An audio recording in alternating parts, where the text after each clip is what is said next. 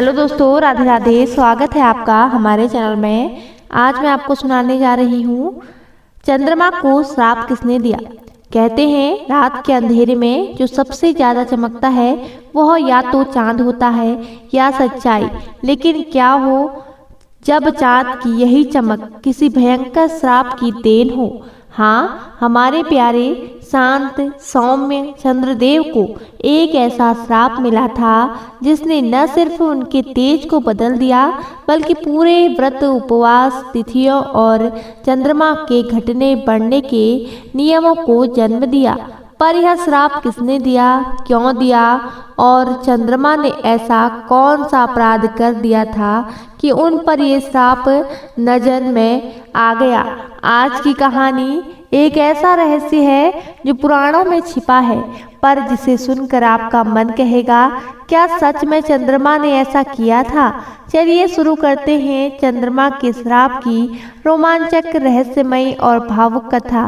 पुराणों के अनुसार चंद्रमा अत्रि ऋषि और माता अनुसुईया के पुत्र थे। वे जन्म से ही अत्यंत सुंदर, तेजस्वी, कांतिमान और मोहिनी प्रभाव वाले थे। देवता हो या असुर, मनुष्य हो या ऋषि, हर कोई चंद्रदेव के रूप और शीतलता से मोहित हो जाता था। समय बीतता गया और देवताओं के राजा सोम यानी चंद्रमा और अधिक प्रसिद्ध होते गए।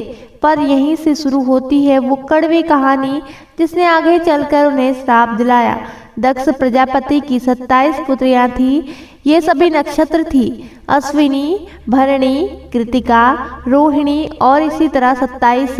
दक्ष चाहते थे कि उनकी सभी पुत्रियां एक समान प्रेम, सम्मान और स्नेह पाएं।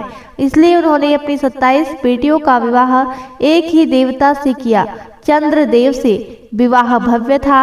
देवता, ऋषि, अप्सराएं सभी उपस्थित थे। सब खुश थे, पर किस्मत ने कुछ और ही लिखा था। चंद्रमा सभी बेटियों के पति थे, पर उनमें से एक थी रोहिणी जो असाधारण रूप से सुंदर और गुणी थी। चंद्रमा का मन न जाने रोहिणी की ओर अधिक झुक गया। वे उसके पास अधिक समय बिताने लगे। रोहिणी नक्षत्र में चमक बढ़ने लगी। अन्य 26 बहनें अकेली और उपेक्षित महसूस करने लगी। वे चंद्रदेव से पूछती, क्या हम आपकी पत्नी नहीं, क्या हमारा हक नहीं। लेकिन चंद्रमा उनका दिल बहलाकर फिर रोहिणी के पास चले जाते और यही गलती आगे जाकर उनके जीवन का सबसे बड़ा श्राप बन गई। अन्य 26 नक्षत्र पत्नियों ने दुखी होकर अपने पिता दक्ष प्रजापति से कहा, पिताश्री, चंद्रमा हमें छोड़कर सिर्फ रोहिणी के पास रहते हैं। हमारी अपेक्षा हो रही है। हम पत्नी होकर भी पत्नियों जैसा सम्मान नहीं पा रहे हैं। दक्ष प्रजापति क्रोध भरे से भर उठे। उन्हें लगा चंद्रदेव अहंकार में डूब गए हैं। उन्होंने चंद्रदेव को अपने दरबार में बुलाया। दक्ष ने कड़क स्वर में कहा, हे सोम, तुमने मेरी बेटियों से विवाह किया पर उनका सम्मान नहीं किया। सिर्फ एक पुत्री के प्रति मोह और अन्य 26 की अवहेलना, ये अनुचित है।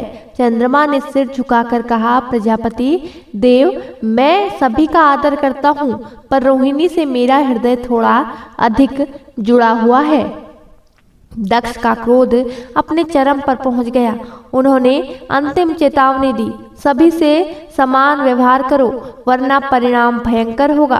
पर चंद्रमा ने चेतावनी को गंभीरता से नहीं लिया और फिर वह हुआ जिसकी किसी ने कल्पना भी नहीं की थी। दक्ष प्रजापति का धैर्य टूट गया।